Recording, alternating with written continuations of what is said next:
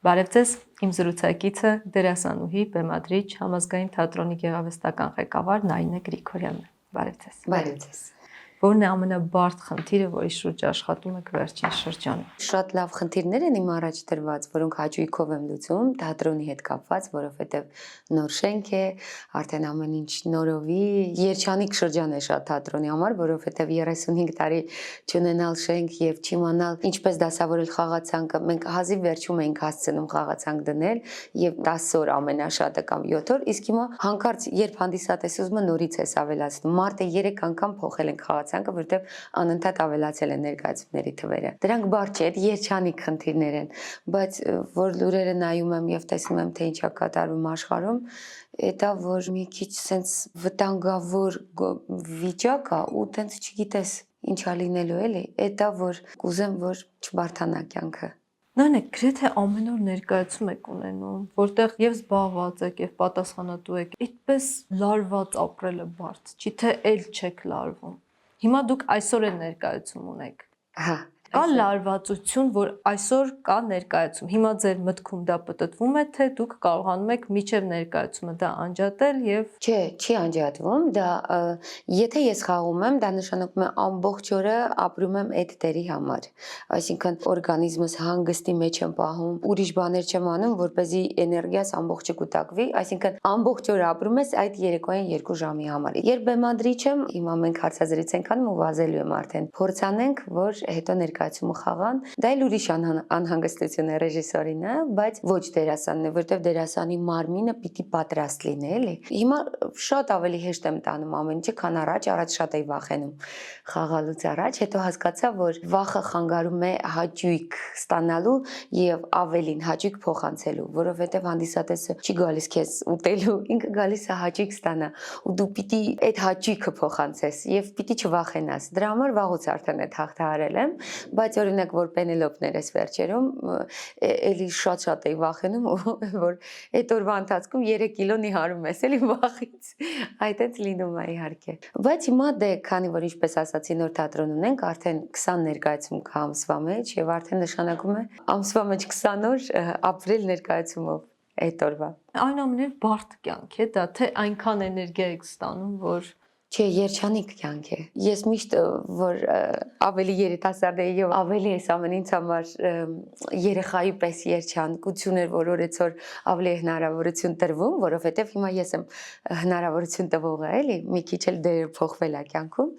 բայց այն ժամանակ ասում էի, ես հաճույք եմ ստանում, հերիք չի, էլի մի քիչ էլ փող են տալիս։ Այսինքն նույնիսկ այն որ դու երջանիկ ես, հերիք չի, մի հատ էլ փող են տալիս։ Քանի սիրում եմ, զբաղվում եմ այս մասնագիտությամբ, երբ զգամ, որ ինքը դարձել է դժվարություն, որ էլ չի գալիս վերևից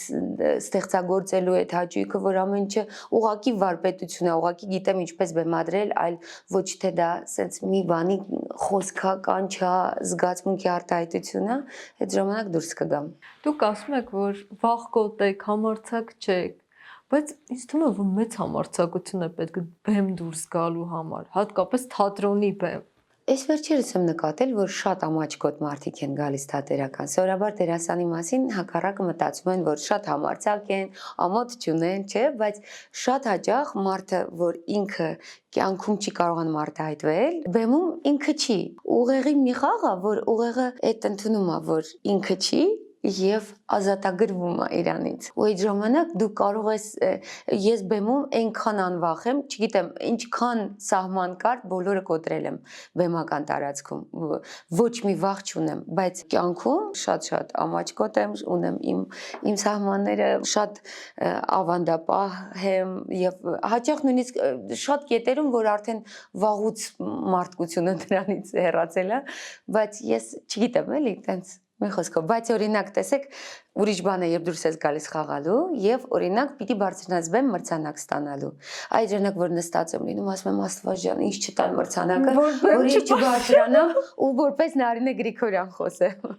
Տենց չգիտեմ, բայց բեմում օրինակ հեռուստատեսությունն էլ չէ, շատ մարդիկ են նայում, գիտեմ, բայց ես չեմ ամաչում, այս մտերմիկ զրույց է, գիտեմ որ շատերն են տեսնելու, բայց բեմը մի տեսակ, չգիտեմ, երբ իմ անունից պիտի դուրս գամ, վախենում եմ։ Դուք նաև ասում եք, որ խոցելի եք, այդ պատճառով հաճախ ժպտում եք, որ կոծկեք։ Երբ այդքան փուլեր եք անցել, այդքան բեմեր եք բարձրացել, հիմա նաև ղեկավարում եք չի անցել դա, թե դա մի բան է, որը մանկությունից գալիս է եւ Չէ, շատ եմ փորձել մտածել ինչն է հարցը, բայց ես երբ նույնիսկ երկար չեմ խաղում, նույնիսկ խաղալու վարպետությունն եմ կորցնում։ Դա էլ է երևի դերասանի մասնագիտության մի մաս, որ դու ամեն նոր բեմադրիչի եւ նոր գրողի առջև հայտնվում ես որպես մաքուր թուղթ, որի վրա նորից գրում են։ Դա շատ կարեւոր է, որ անընդհատ նորը լինես։ Երևի այդպես է, որ նաեւ երբ երկար մի բան չեմ անում, նորից կորցնում եմ այդ բաները։ Չգիտեմ, շատ տարօրինակ բան է ինձ հետ լինում։ Դից մտածում եմ, ինչու եմ այդքան նորից sense փակվում, վախվորում։ Չգիտեմ։ բնական հատկանիշները մարդկային այնքան սիրուն են ու խարիզմատիկ են դարձնում մարդուն։ Իսկ մարդը ամբողջ կյանքի ընթացքում պայքարում է, որ դառնա չափված, ձևված։ Այսինքն, ինչքան դու դեպի այդ կողմ ես գնում, այնքան նման ես դառնում շատերին։ Եվ այդ բնականությունն է, որ ուրիշ է դարձնում մարդուն։ Կարող է այդ բնականությունը գալիս է ազնվությունից ինքդ քո առաջ, որ չես խափում քեզ ստեղծում, այլ թույլ ես տալիս լինես այնպիսին, ինչպիսին կաս, բայց հա, երևի պիտի, ինչպես Հիսուսն է ասում, երեխայի պես եղեք, էլի, հատկապես մեր մասնագիտության մեջ, պիտի նորից ամեն օր զարմանաս երեխայի պես, նոր գրողից, նոր ստեղծագործությունից, նոր հանդիսատեսից։ Եվ երևի նաև խոհեմություն է պետք հասկանալու, որ դա է սիրուն։ Մի երրորդ աչք կա, որ պիտի տեսնի ինչ ես անում, էլի, այսինքն դու մեկը ինչքան էլ անմեղանկեղծ ապրում ես, իմ մեջ նաև կա մի ուրիշ մեկը, ով անընդհատ քննում է իմ կյանքը, էլի, ինքս ինձ տեսնում եմ, ինչը չեմ կարողանում դեռ հաղթահարեմ, ինչը հաղթահարել եմ, իսկ ինչը նոր է այստեղ, նոր հիմար բաներ են ստեղծվել մեջս, որ պիտի նորից հաղթահարել։ Ձեր ծնողները խիստ են եղել եւ միջև այսօր էլ ձեր ներկայացումներին քննադատաբար են նայում։ Ինչ է ձեզ տվել դաստիարակության այդ մոտեցումը։ Երևի չմեծամտանալ է տվել, այսինքն երբեք չբավարարվել եղածով եւ մտածել, որ ավելի լավ կարող էր լինել, որովհետեւ դե որ արցախցիներ են մաման պապան, իրենք ավելի պահանջկոտ են, միշտ որ միշտ չի, այսինքն որ սկզբից եկել են, դրանց հետո չեմ թողել գան, այդ հետ պրծել է իրանց ոտքը կտրվել է թատրոնից, երբ ես եմ խաղում։ Հա, բայց կարող է նույնիսկ շատ լավ էր, որ այդպես հնարե ու ես միշտ այդ առողջ քննադատությունը ունեմ եւ միշտ մտածում եմ, որ դեռ կարելի է ավելի լավ, դեռ տեղ կա։ Պապաս մի խոսք ուներ, որ ասում էր, ես ասում եի բեմադրություն էի արել, ասում էր, ինչ են ասում, բան, ասում եմ, դե թատրոնը այնպիսի բան է, սուբյեկտիվ արվեստ է, մեկին դուր է գալիս, մեկին դուր չի գալիս։ Պապան ասում էր, մեկը կան ստեղծագործություններ արվեստի, որ բացարձակ լավն են համարվում, այսինքն կան չէ՞ տես ֆիլմեր, այնպես արվի, որ բոլորին դուր գա։ Ու ինձ թվում է ինքը այդպիսի միջափանիշ սահմանեցի մեջ, կարողանալ ստեղծել այնպիսի արվեստ, որը սուբյեկտիվ դաշտից դուրս գա ու ավելի ու շատերի համար շատ լավը դառնա, էլի։ Ինչպես մեկը, ինչ ուզում ես արա Վան Գոգը, մեկը ինձ թվում է անհնարավոր չսիրես անverջ կամ ինչքան էլ դասական երաժշտություն չսիրես, բայց Բեթհովեն լսում ես կամ Արամ Խաչատուրյան, միևնույն է ազդում է, չէ։ Ուզում եմ ասեմ, այդպիսի չափանիշ է դրել հայրիկը։ Հետաքրքիր, իսկ դուք ձեր աղջկա արչև այդպիսի չափանիշ եք դնում, թե այլ կերպ է մոտ։ Հիմա դուք գիտեք, որ հոգեբանները ավելի շատ ասում են, որ պիտի խրախուսել, նույնիսկ ամենափոքր քայլը։ Ես այստեղ հակասություններ եմ տեսնում, որովհետև երբ ուսումնասիրում ես մեծ բաների հասած մարդկանց կենսագրությունը, տեսնում ես, որ ավելի հաճախ հանդիպում են դեպքեր, երբ ծնողները խստապահանջ են եղել։ Ձեր մոտեցումը ինչպիսին է ձեր աղջկա հանդեպ։ Ինչ վերաբերում է, եթե ինչ-որ բան թատրոնում է անում, շատ խիստ եմ դատում, նույնիսկ դպրոցում, որ սպիտակաձյունիկ էին արել, այնքան խիստ եմ քննադատել, այնպես որ թատրոն դասը հանել տվեցի, որովհետև շատ ջղայնացա, շատ վատ էր։ Ձեզ չեն կանչի, ոչ Չէ, բայց պիտի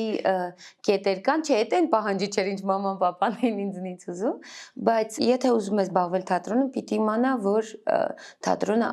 այս բաներ Իսկ եթե ոչ թատրոնով, մեկ այլ բան։ Այ այդ մեկը չեմ պարտադրում, ուզում եմ ասել, ասում եմ, եթե ուզում ես թատրոն, ուրեմն պիտի սա լինի, սա խոսքի մաքրություն, ել չեմ ասում դիսցիպլինան, ել չեմ ասում ինչքան պիտի ակուրատնի լինել, որովհետև երբ մարդ կյանքում ակուրատնի չի, ինքը դեր ակուրատնի չի խաղում, եւ դա շատ ակնհայտ է երևում։ Կարող է ամեն ձև տաղանդավոր մարդ լինի, բայց փնթի լինի, ու դերը փնթի է, ու չի կարողանում ճիշտ մատուցել։ եւ այդպիսի շատ կետեր կան, որ շատ լավ դերասան լինելու համար թվում են թե փոքր կետեր են, բայց շատ կարեւոր են հենց բնավորության գծի մեջ։ Բայց օրինակ ինքը հիմա գնում է Կոջոյան դպրոց, որտեղ Կոջոյանում է սովորում, որտեղ նկարչություն է, գնում ենք երաժշտական սայետնովա, որտեղ եւ կոմպոզիցիա է սովորում։ Այսինքն այն ինչ ես չեմ ունեցել մանկության տարիներին, որտեղ պատերազմ էր, Արցախում ենք եւ այլն եւ չեմ կարողացել գնալ այդ խմբակներին, ինքը հիմա այդ ամբողջը գնում է, որ ավելի լայնածավալ զգա այդ արվեստը։ Հետո կուզի երաժշտությունը կընտրի, ինչ կուզի, ես չեմ պարտադրում։ Ինքը հիմա օրինակ ոստիկան է ուզում դառնալ, շատ ոչինչ չեմ ասում։ Իսկ բարձր նշաձողը դնում եք, ինչ էլ որ անի։ Ես դնում եմ, բայց այսօր ճիշտ եք ասում, համընդհանուր անընդհատ ասելու դու լավագույնն ես, դու ամենաամենան ես, չէ՞, այդպես են։ Հիմա մեր սերունդը այդպես է սովորեցնում հիմա երեխաներին։ Չգիտեմ, կարող է ավելի թույլ լինեն, որտեղ պիտի հավասարակշռել էլի եւ այնքան չանել, որ խեղդել երեխայի մեջ բոլոր ցանկությունները, ինչպես մեզ էին անում։ Եվ այնքան չանել, որ այլևս մի փոքր քամուց ուղղակի էլ չկարողանա պայքարել այդ տեղի համար, էլի։ Դերասանության հետ կապված թվարկեցիք բաներ, ամենակարևորը ինչն է։ Ես սովորաբար ասում եմ հումորի զգացողությունը։ Նայեք, հումոր ունենալ այդ նշանակում է կարողանալ իրավիճակից օտարանալ, կարողանալ ծիծաղել ինքդ քեզ վրա, իրավիճակի վրա, ոչ թե հեգնանք, այլ ծիծաղել, այլ առողջ ծիծաղել։ Այսինքն դա օտարացում եւ կարողանալ կողքից տեսնել։ Իսկ արվեստը հենց միշտ դա է, որ որպեսզի դու կարողանաս գնահատել իրավիճակը, պիտի կողքից տեսնես այդ ամեն ինչը, էլի։ Դուք պատկերացնում եք, այսինքն եթե papan գայլիկ է խաղում կամ շաքար է խաղում այդ օրը ու գալիս է տուն։ Եթե հումորի զգացումը անենք, papan գործի է գնացել, բայց էտա որ այդ թեթևությունն է, էտա որ շատ անուշ է այս մասնագիտության մեջ։ Ձեր մասնագիտության մեջ էլ դուք հետաքրիր բան ասացիք, որ շատ եք նկատում, որ գալիս են նոր սերունդը թեկուզ եւ ամաչկոտ են։ Թվում է, թե ձեր մասնագիտության մեջ պիտի այսպես ակտիվ, բայց կարող է ամենատաղանդավորները ամենևին էլ այդպեսին չլինեն։ Հիմնականում կարող եմ ձեզ մի շարք տաղանդավոր մարդկանց ցույց տալ, որոնք ասենք այնպես, որ ինստիտուտի առաջին կուրսից ուզում էին հանել, որովհետև ինքը չէր խոսում ամոթից, բայց հիմա թիվ 1 դերասանն է երկրի։ Ո՞վ է։ Հիմա Նարեկ Բաղդասարյանի մասին էի ասում մեր թատրոնի, որ Շամշադինից էր եկել ու շատ ամաչկոտ էր։ Եվ այդպես շատ ունենք տենց, որ պատմում են երեխաները եւ իրենց ամաչելի եւ հասկանում են, որ էդ է։ Գուցե նաև դա խորության նշան է, չէ, երբ անընդհատ ինքդ քո ներսում, անընդհատ ինչ որ բաներ վերլուծում, ավելի շատ դեպի ներս ես, քան դեպի դուրս։ Հա, բայց բեմում շատ դեպի դուրս ես դառնում, էլի, հետաքրքիր է, որովհետև բեմում ներսում խաղացող դերասանը չի կարողանում փոխանցել, այդ էլ է կարևոր, որ չմնաս ներսում, այլ ներսինը կարողանաս դուրս հանել ու բեմում ամբողջը պատմել, ինչը կյանքում չես կարողանում անել, էլի։ Առաջին հերթին մեզ է բուժում թատրոնը, առաջին հերթին մենք ենք անընդհատ առողջանում թատրոնով։ Դրա համար ինձ թվում է շատ ճիշտ է, որ դպրոցներում թատրոն են անցնում, շատ ճիշտ է, որ ընդհանրապես կան խմբակներ, որ երեխաները գնան, ինքնարտահայտվեն, կարողանան խոսել եւ այլն։ Կասել եք, որ եթե դերասանուհի չլինեիք, 10 երեխա կունենայիք, 1 աղջիկ ունեք, ինչ է դες տվել մայրությունը։ Քանի տարեկանում եք մայրացել։ 33 տարեկանում, դե դա ամենաերջանիկ բանն է։ Ինչ է տվել։ Մեկին այնքան շատ սիրել, որ չեղած եւ հենց օրինակ թատրոնում երջանիկ աշխատանքի եմ, բայց հենց Եվային տեսնում եմ, ամբողջ աշխարհն է իմը դառնում։ Ուզում եմ ասեմ, մեկը այդ թատրոնի երջանկությունը չի համեմատվում երեխայի երջանկության հետ, էլի։ Նոր աշխարհի ստեղծումն է երևի շատ հետաքրքիր։ Բայց դժվարություններ էլ կան, չգիտես թե այսօրվա աշխարհում, որ բոլորը հեռախոսի մեջ են, հա, նույնիսկ դասերն են հեռախոսից տրվում եւ այլն, ոնց երեխուն պահպանես եւ ոնց ինքը հետ չմնա իր ընկերներից։ Այդ հավասարակշռությունն է շատ դժվար պահել, ինչը հաճախ չի ստացվում, կարծում եմ։ Ինչքան էլ ուզեմ լավ լինի, մեկը դժվար է։ Դուք ասում եք, որ երբ թատրոն էիք հաճախում սկսում, Սոս Սարգսյանը ձեր մեջ քաղաքացի էր դաստիարակում։ Ամենակարևորը, որ ասում էր ինչն էր, որ ամենաշատն է տպավորվել։ Շատ էր խոսում, որ անկախությունը ինչքան կարևոր է մեզ համար, այս հանրապետությունը ինչքան թանկ է եւ Արցախը ինչքան թանկ է, ինչպես պիտի պահպանենք, դե ինքը նաեւ շարժման մասնակից է եւ շատ մեծ բաներ արել Արցախի պատերազմի ժամանակ եւ ամբողջ թատրոնը այդ գնահատանքը Արցախի եւ անկախության Հայաստանի շատ մեծ ունի, էլի։ Տենց ես էլ հաճախ որ ինքը խոսում էր, այդպես մտածում էի, իսկ ինչու հիմա մենք չենք խոսում, ասենք բանը Ստանիսլավսկու սիստեմից կամ Պիտերբուրգի ներկայացումներից, չգիտեմ, բայց օրինակ հիմա հասկանում եմ, որ ի վերջո իմ աշխարհայացքն է իմ արվեստը։ Ամեն ինչը սկսվում է աշխարհայացքից, երբ սխալ է աշխարհայացքդ, սխալ է արվեստդ, երբ հիվանդ ես, հիվանդ արվեստ է ստեղծում, չէ՞, ու այդպես շարունակ։ Դրա համար ամենակարևորը աշխարհայացքն է ու առողջ աշխարհայացքը։ Դրա համար մենք շատ հաճախ հենց ուղղակի մարդկային զրույցներ ենք ունենում թատրոնում։ Ես ասում եմ,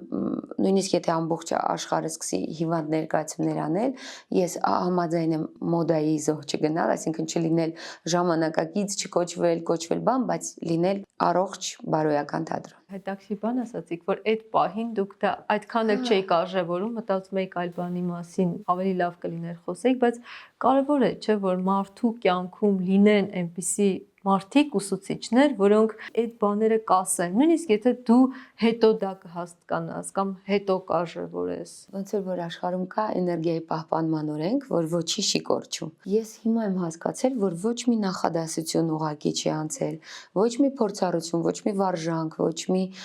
դասախոս, երբ կա աշակերտը, ուսուցիչները կան։ Հենց դա է խնդիրը, որ ես դուրս եմ գնացել սովորել, բայց հետո հասկացել եմ, որ ես այդ ուսուցիչները Հայաստանում էլ ունեմ։ Եվ բացարձակ կարիք չկար գնալ հերո Պաուլո Կոելյոյի Ալքիմիկոսի պես, որ գանձը փնտրում է, չէ, դուրս է հետո գալիս է իր տանն է գտնում։ Ամենամոտ տեղում։ Ես ասեմ, որ մենք հիանալի ուսուցիչներ ունենք, Ռուբեն Բաբայան, որ շատ մեծ հեղափոխություն արեց, թատրոնը սովետական ձևից կոտրեց, դարձրեց իսկական առողջ թատրոն։ Յուրի Կոստանյան, Սերժ Մելիքով-Սեփյան, այսպես անverջ մարդիկ կան, ովքեր այնքան բան են սովորեցրել։ Պարզապես պետք է արթուն ականջ ունենալ եւ աչք, որ տեսնել, լսել ու վերցնել, որովհետեւ իրանք անվերապահ տալիս են, անվերապահ։ Եվ սուտ բաների հետևից չընկնել, այ որ գնամ դուրս սովորեմ, չգիտեմ ինչ կլինի։ Եվ ես հետո հիշում եմ, որ արդեն դրսում խաղում ենք ու ասում են ոնց էս դերասանուհին ավարտել է Երևանի թատրոնի եւ կինոյի պետական ինստիտուտը ընդամենը, այսինքն չի սովորել, ենթադրենք Նյու Յորքում կամ Լոնդոնում, հա, տենց ուզում եմ ասեմ, այդ դպրոցներում չի սովորել, չէ, որովհետև երբ պատրաստ աշակերտ ես, ուսուցիչը կա։ Արմատներով Արցախցի եք եւ ասում եք, որ ինչքան ժամանակ անցնում է, այնքան արմատների ավելի ամուր եք զգում։ Գիտեք, ես երևի մինչև 30 տարեկան նույնիսկ Արցախի բարբառով չէի խոսում։ Օրինակ թատրոնում շատ ուշ եմ իմացել, որ արցախցի եմ, դե որովհետև հետո Հրազդանում եմ եղել, հետո մենք շարժման ժամանակ ենք գնացել Արցախ, 4 տարի եմ այնտեղ ապրել, բան, ուզում եմ ասել, այդպես մտածել եմ Հրազդանից եմ եւ այլն, բայց տարի, որ գնում էինք Արցախ 30 տարեկանից հետո անverջ զգում էի, որ գնում ենք, ես ոնց որ վերալիցքավորվեմ, ոնց որ ուժեղանայի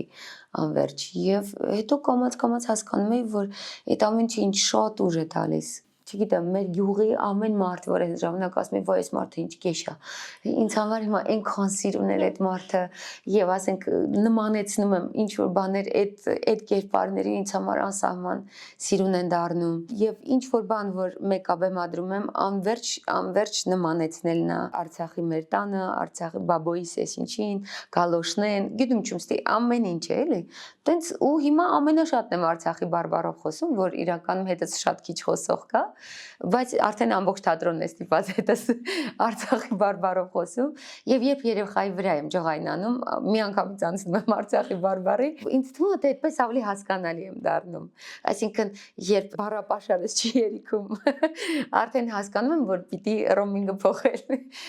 Բայց սենց անսահման երջանկանում եմ, որ հիշում եմ ամեն ինչը Արցախի հետ կապված եւ հիմա նույնիսկ թատրոնում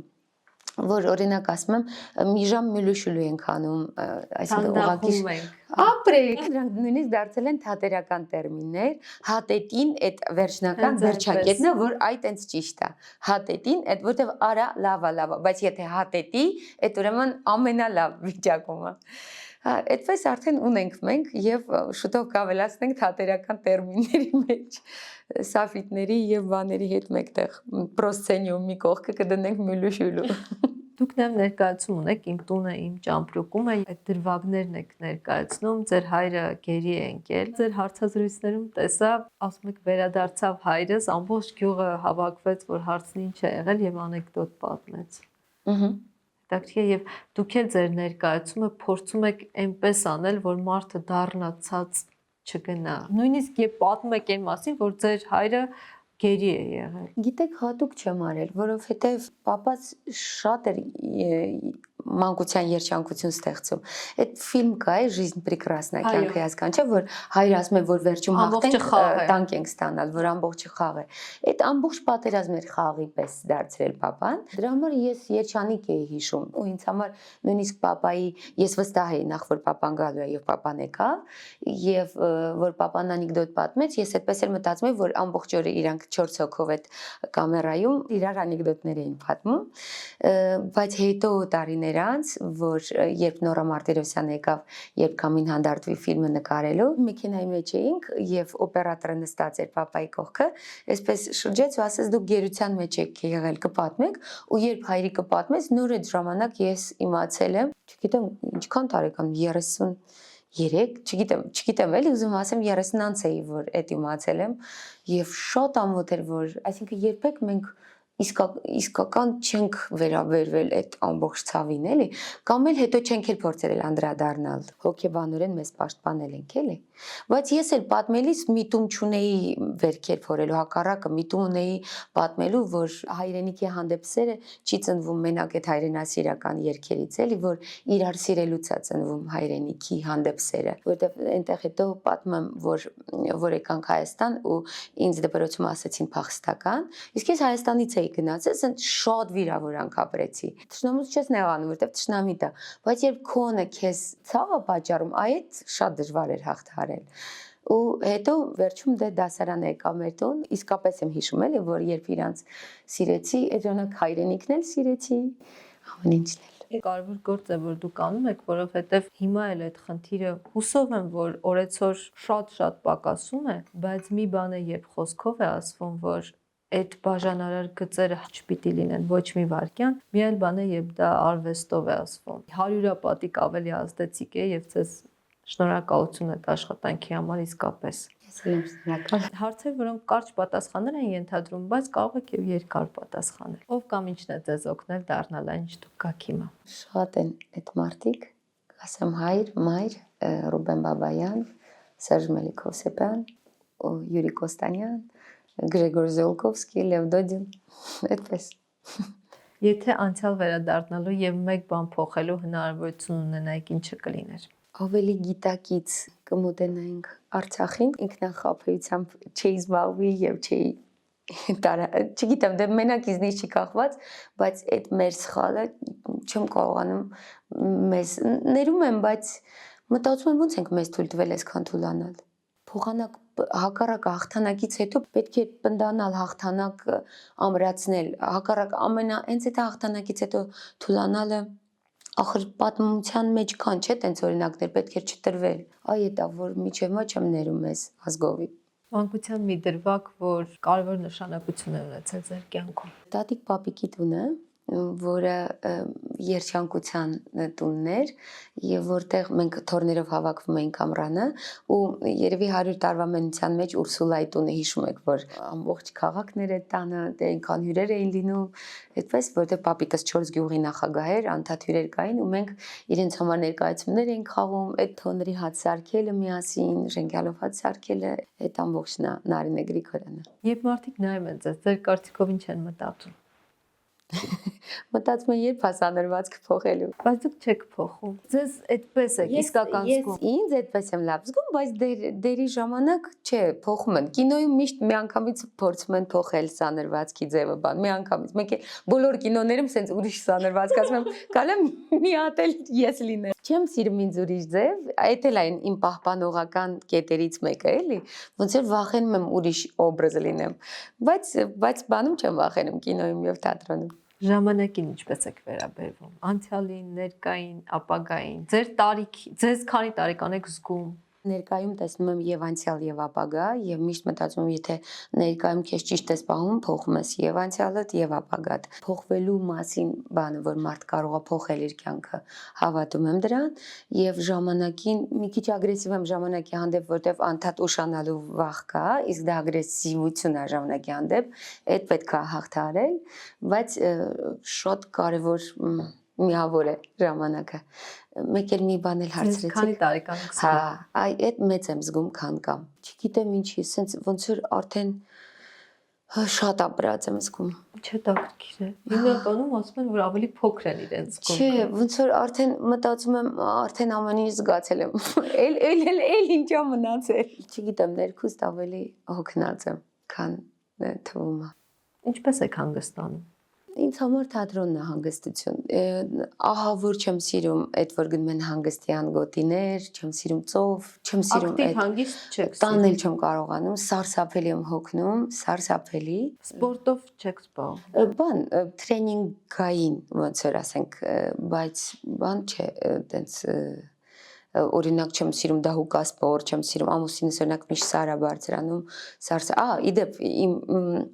Կարևոր մարդկանցից առաջին կարճ հարցը ամուսինս, ով եմ ես հիմա այդ ամուսինս է գլխավորը Սերգեյ Թոմասյան, եթե ինքը չլիներ ես ամենադժբախտ մարդկանցից կլինեի աշխարհի, բայց իր շնորհիվ է որ եւ կարող հասցնում եմ այդ որտեվ կներեք շատ կարևոր մարդու բաց թողեցի իմ կյանքում բայց քանի որ հիշեցի լեռնագնացությունը, որ ինքը միշտ գնում է ինձ էլ ասում արի տանեմ, ես ասում եմ որ գամ արդեն հաջորդ օրը դիակս է լինելու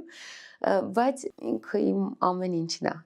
իմ ուժն է, իմ ապավենն է, իմ սերն է, իմ մանկությունն է։ Ինչ տեսակ պիտի լինի ամուսինը, որ այդպես թևեր տա կնոջը։ Նախ որ քեզ սիրում է այնպեսին ինչպեսին կաս եւ շատ է խնայում։ Դա չի թուլացնում։ Ես այն սկզբներում ասում եի, որ ես որ տեսնես երես եմ առնում, որտեվ ինքը երես տվող է, ինձ սաստի, որովհետև չեմ սիրում երես տված կանանց, այսինքն որ լեսբիս չտամ, էլի տենց, հա, բայց որտեվ տեսնում եմ, որ երես տվող է, էլի, այդ ես պիտի զգոն լինեմ, որ երես չառնեմ։ Երբեմն դժվար է զգոնությունը պահելը, հատկապես որ շատ հոգնած ես լինում, տենց ուզում ես մի հատ բմփցնես, բայց նույնիսկ որ ուզում եմ ասեմ ջղայնանում ենք բան լինում է որ ներկայացումից ենք տեսարան խաղում այդպես ասենք sense մեկ էլ օ մադոննա բան տենց ինչ բան ենք ասում օրինակ ենթադրենք ունենք ներկայացում որ ամուսիններ ենք որ կռվում ենք տենց շատ հեշտ թուլանում հետո իրականում ափսոս չի կյանքը կորցնել նեղվածության նեղացածության վրա ուզում եմ ասեմ տենց չի եղել որ նեղացած քնենք կամ չգիտեմ ընդհանրապես երբեք իր իմաստնությունն է շատ կարևոր որ շատ իմաստուն է վերաբերվում եւ հումորի զգացումը ինչպես ասեցի նորից ով է ուժեղ մարդը ձեզ համար բարի մարդը բայց բարի ես նկատի չունեմ թույլ բան որ ամեն ինչ բարի ով գիտի օգնելն էլա թե ոնց է օգնում մարդ կա որին ֆինանսապես օգնես իրան ավելի կթուլացնես չէ այն բարին ով կարողանում է ճիշտ հավասարակշռված լինել բայց կարողանում է այս դժվար իր կյանքում բարի լինել այդ ամենաուժեղ մարդն է ինձ համար չարանալ իսկ ով է խելացի մարդը գիտեք շատ գիրք կարդալը չի հարցը ճիշտ գրքեր կարդալն է եւ ճիշտ աշխարհայացք ունենալը ընդհանրապես հասկացել եմ որ հաջողությանս մեծ մասը աշխարհայացքի ձևավորումներ երբ սկսեցի ճիշտ ձևավորվել որպես մարդ իսկ այդ նաև թատրոնը շատ օգնեց նաև աստվածաշունչը ծնողներս ամուսինս այդ որ ոչ մի թույն չես պահում մեջ այդ որ ամեն ինչը սենց ազատ ես անում որ գնահատում ես հայրենիքդ որ այդ ամբողջ աշխարհայացք է առողջ աշխարհայացք ունեցող մարդն է խելացի ով ոչ թե շատ է կարդում այլ ճիշտ է կարդում այնքան է կարդում ինչքանը պետքա ճիշտ ապրելու համար չի խառնում միլիոն փիլիսոփայություն հետո խճճվում դրա մեջ էլի Էդ էլ է շատ վտանգավոր տեղ, որովհետև շատ տարբեր են ուսմունքները, կարելի է խճճվել, բայց կա մի կոմերտոն, որ քո ներսում Աստված դրել է, եւ դու դրանով զգում ես ճիշտը։ Դրա շուրջ ես Հա, դասավորում։ դրա շուրջ ես դասավորում ու ինքը քեզ Աստված ախր միշտ հուշում է ճիշտը։ Ընդհանրապես կյանքը, որ մենք օրինակ ասում ենք վատ բան եղավ, վատ բան չէր, այդ քեզ սովորացնող մի բան էր, էլի։ Այ երբ այդ կոմերտոնը տարթուն է ու լսում է անընդհատ ու քեզ ճիշտ ուղղորդում է, այ տենց խելացի ես ապրում։ Մարդու կյանքի արդյունավետությունը ինչ չափանիշներով է բնորոշվում ձեզ համար։ Ինչքան է ապրել կողքինների համար։ Ձեր ասածը հակասում է ժամանակակից հոգեբանների խորհուրդներին, իրենք ընդհակառակ ասում են, պիտի ինքդ քեզ համար ապրես առաջին հերթին։ Գիտեք, ես ասեմ ինչն է հարցը։ Օրինակ Աստվածաշնչում երկու գլխավոր կանոն կա՝ սիրիր Աստծուն ամբողջ սրտով հոգով մտքով եւ երկրորդը սիրիր կողքինիդ քո անձի պես։ Բայց էտա թվում է երկու հատ, բայց ասում է քո անձի պես, այսինքն ինքնըստինքյան պարզա որ անձդ պիտի սիրեես։ Բայց սովետական միության ժամանակ մեզ չեզոքացնում էին մեր անձից, ոնց որ հա, էտա հարցը, որ դրա համար հիմա հակառակ ֆիլոսոֆիան է եկել։ Ոնց որ այն ժամանակ եղել է ուրիշների համար ու այդպես ենք ապրել։ Ես հիշում եմ այդ հեքիաթը, որ կարդացի, որ ապրում ենք ուրիշների համար, ես գտա իմ կյանքի գլխավոր նպատակը։ Բայց հետո հասկանում ես, որ եթե քեզ չես սիրում, դու չես կարող դիմացինից սիրես։ Եթե երջանիկ չես կարող երջանկացնել։ Հա, եւ չես կարող հասկանալ դա ինչ է, էլի, հենց էտա։ Դրա համար այդ շատ կարեւոր է, որ քո անձի գնահատանքը հասկանաս, հարգես եւ այդ նույնը փոխանցես։ Բայց ուզում եմ ասել, էս էլ է ծայրահեղություն, որ ասել դու քո անձը եւ այլ, եւ այն էլ էր ծայրահեղություն, երբ ասում էր ուրիշների համար։ Այդ հավասարակշռությունը գտնելն է կարևորը։ Ձեր տեսած ամենաազդեցիկ տեսարանը։ Թատրոնում, թե կյանքում։ Ինձ համար ամեն ինչ սկսում է թատրոնից հետո։ Կյանքում, որ տեսել եմ ոնց է այն փուջուր խոտը, կանաչ, որ ծիլա,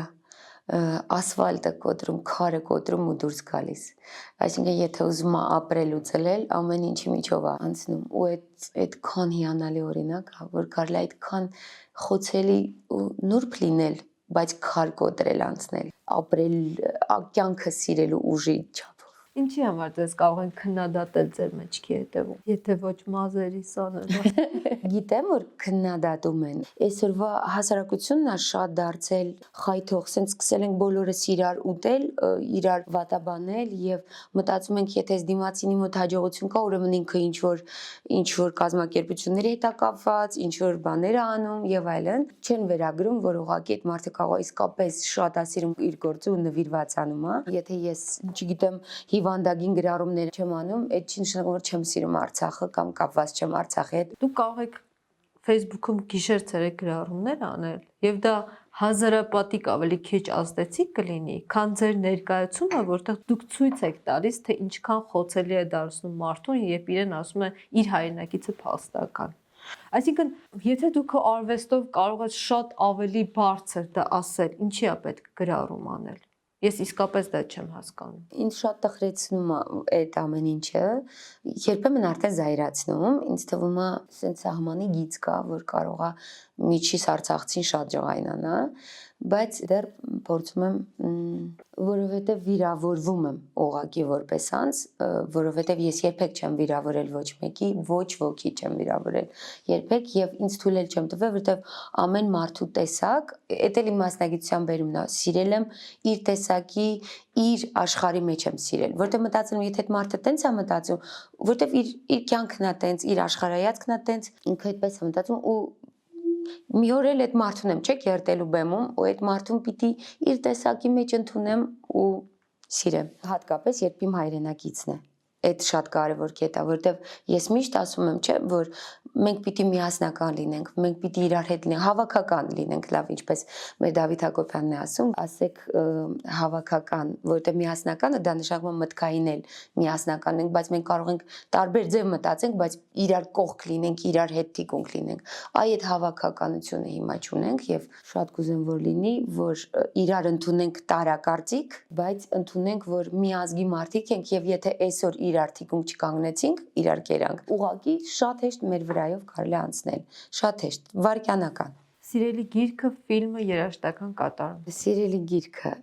այս վերջերս կրկին դեռ մնում է 100 տարվա մենությունը Մարկեսի ֆիլմը, քանի որ այսօր նշեցի բերեք նորից այդ ֆիլմը ասեմ, Կյանքը հիասքանչ է Բենինիի ֆիլմը եւ երրորդը Երաժշտական կատարումը։ հա շատ դժվար է այդ ամբողջ բանի մեջ ընտրել նրան ում